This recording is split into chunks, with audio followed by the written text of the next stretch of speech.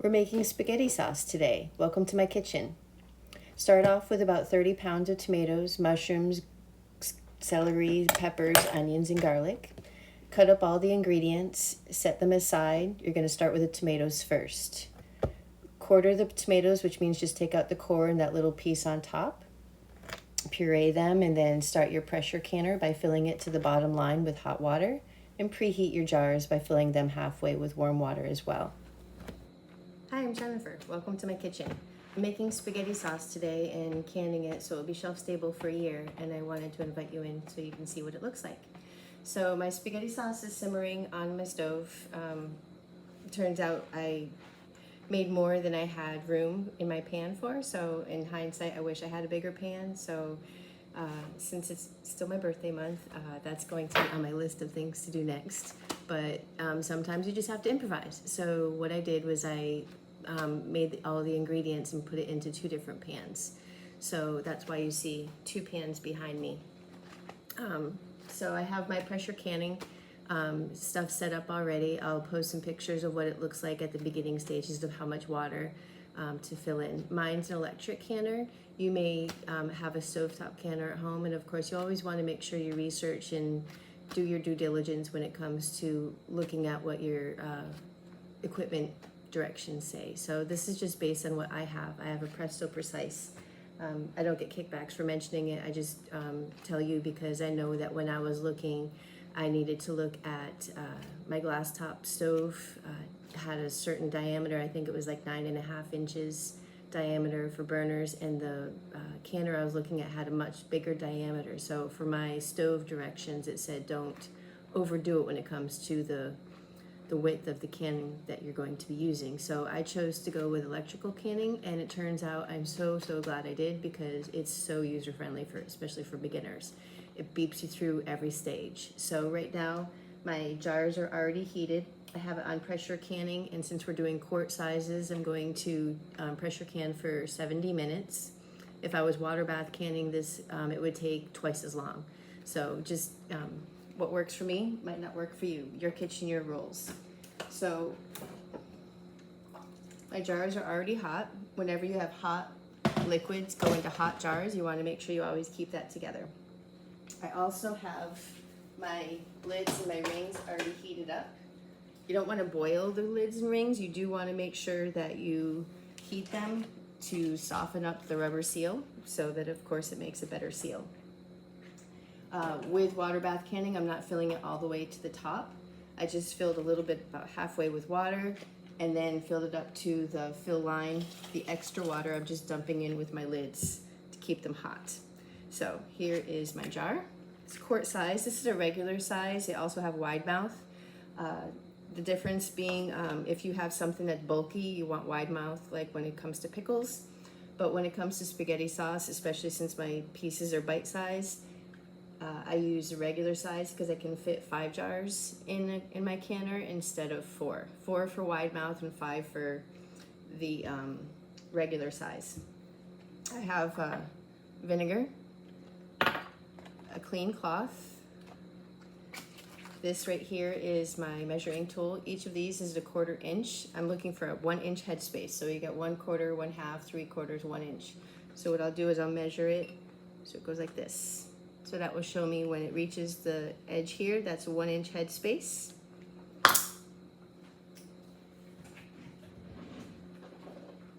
Keep myself from going back and forth. I'm going to bring my sauce a little closer. Give it another stir. I went to our local produce place and purchased 31 pounds of Roma tomatoes. I like Roma tomatoes because you don't have to peel them. So with other tomatoes, you would have to blanch them, peel them, and it's a whole extra step in the process. So yesterday, my beloved husband helped me cut up 31 pounds of tomatoes, 3 peppers, a whole thing of celery, 3 onions, 8 cloves of garlic, I think, maybe a little bit more, because more is better, of course, with garlic, and then assorted seasonings. So I have my towel on the bottom to make sure that it doesn't have temperature shock. Oh, and I have a pound of mushrooms in here too. So the cool thing about cutting things the day before is that this is not going to be an all-day process for me. So I cut all of my stuff yesterday. I pureed the tomatoes. I put it through my food processor and put it in a stainless steel pot. You want it non-reactive. This here is a clay pot, which is also non-reactive. It's an enameled clay pot. Anytime I've ever read a recipe, they say always make sure you look for non-reactive pans. So that being said, all of my food prep was yesterday. So today, all I had to worry about was, starting the tomatoes to simmer start it to a boil, bring it down to a simmer for 10 minutes. Then I added my other ingredients, which was my celery, my pepper, my mushrooms, onions, basil, all that stuff will come in after that 10 minutes. And then I let that simmer for 5 minutes, stirring constantly so it doesn't scorch on the bottom. And so I'm going to release the bubbles. This is the plastic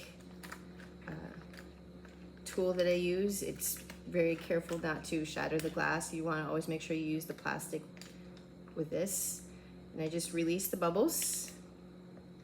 And then that's a little bit over an inch, so I'm going to add a little more.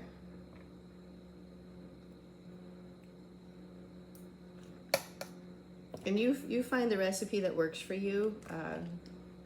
This particular one, I kind of started with a recipe, then adapted it to fit my needs, and that's what it's all about, is your kitchen, your rules, you find what works for you. So then I'm going to dip it's a wet cloth, but it's a clean wet cloth, and I dipped it in vinegar. And the reason why is because rubbing it with vinegar will make sure it cuts out any residual oil.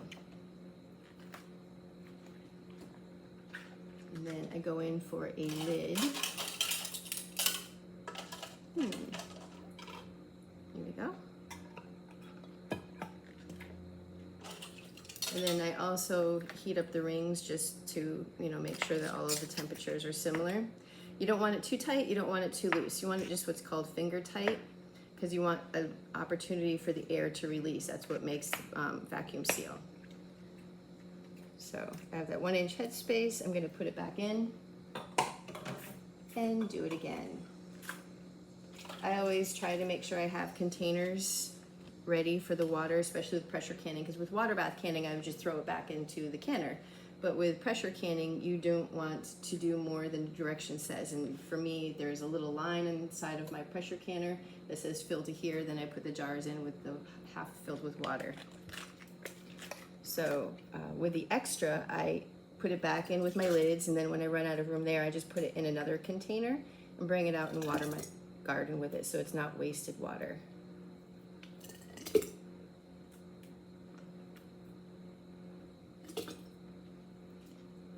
So there's about a 1/4 cup of fresh basil, 2 tablespoons of dried oregano, about 1/2 tablespoon of black pepper, 4 teaspoons of salt. And let's see, what else did I have in there? Parsley, about 3 tablespoons of dried parsley, just because that's what I had on hand. If you use fresh parsley, you want to make sure you double that.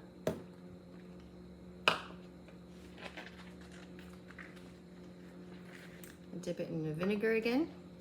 And then I'm pinching as I go around it to make sure that both sides and the top of the jar are clean. And if it comes to that point where you realize that the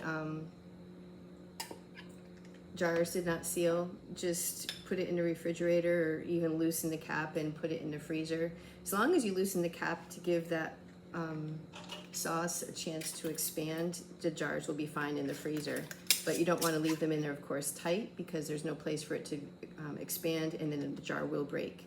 So I have had it happen where I'm like, I'm not ready to eat it just yet. So I cooled it down, and then I popped it in the freezer after I had released the lid. So it's finger tight. Double check. I can't remember if I'd rather overdo it than underdo it. So this is just a slight hair over, so I'm really glad I looked again. I always try to double check and triple check, especially when it comes to my seals and the process of what I'm doing.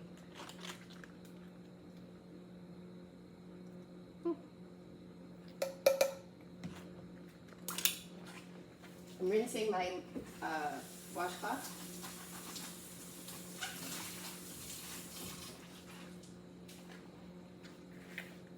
Dip it in the vinegar, run it around.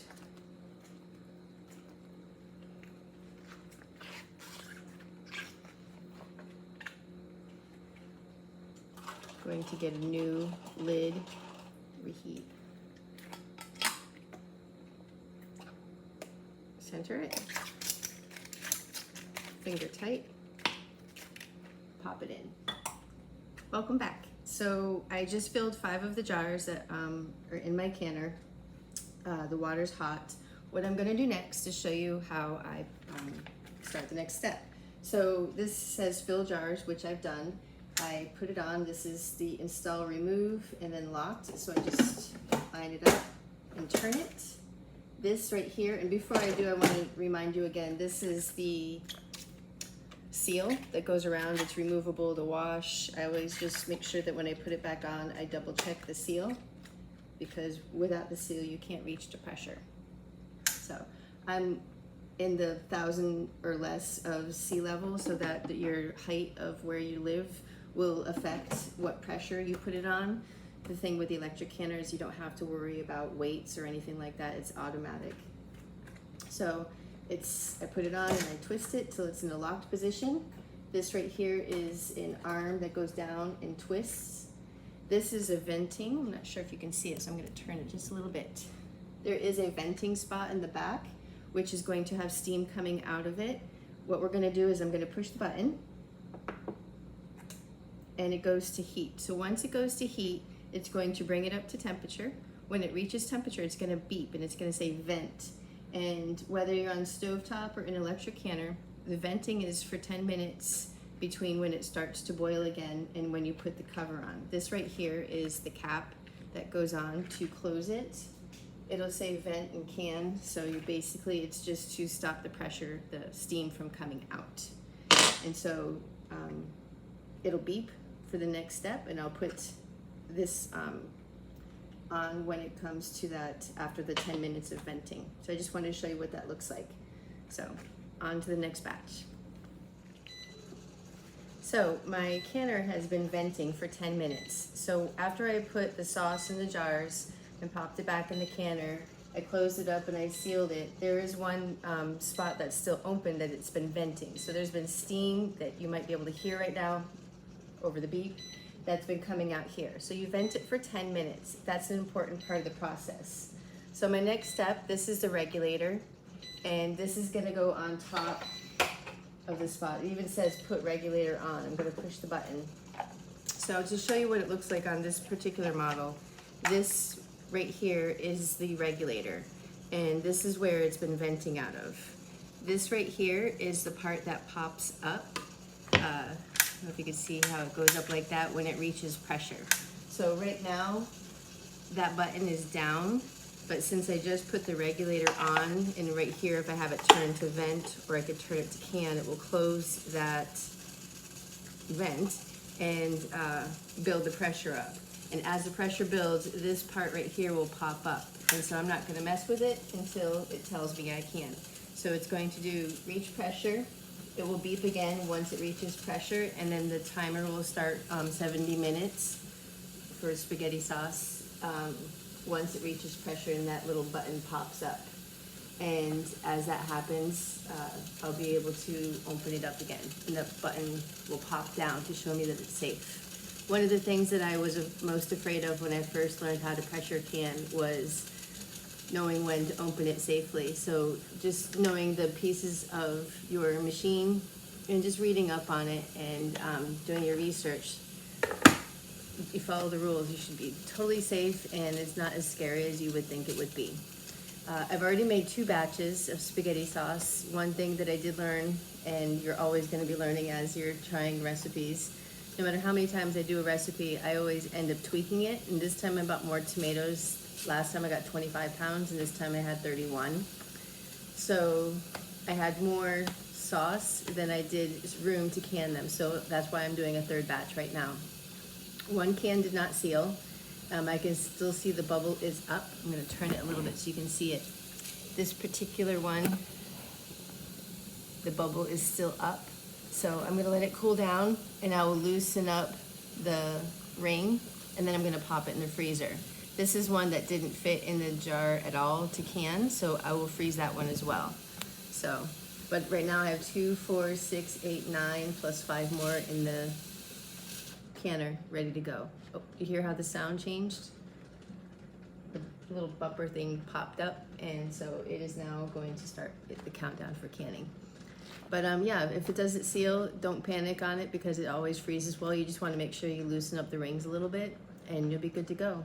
But these are going to cool on the shelf, on the counter I should say, for 24 hours.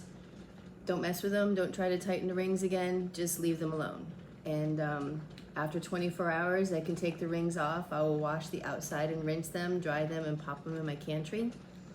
I always label them with, right now, since I made 3 batches, because I made more than one pan could fit, basically, I'm gonna label them batch 1, batch 2, and batch 3. Batch 1 seemed a little chunkier because it was in a smaller pan. Batch 2 and 3 were a little thinner. And the third one, I added a little bit more salt to it, so that's why I want to make sure I label it so that way I can taste test it and decide which one I like the best. And but they all came out good. I'm very pleased with it, but it is just nice to be able to refer to it, you know, so I can remember how I did it differently each time. And I make notes. I always make notes in my little cookbook to say this is what worked, this is what I would do differently, and just go from there because it's a process. Thanks for joining me. I hope you have a great day. Bye.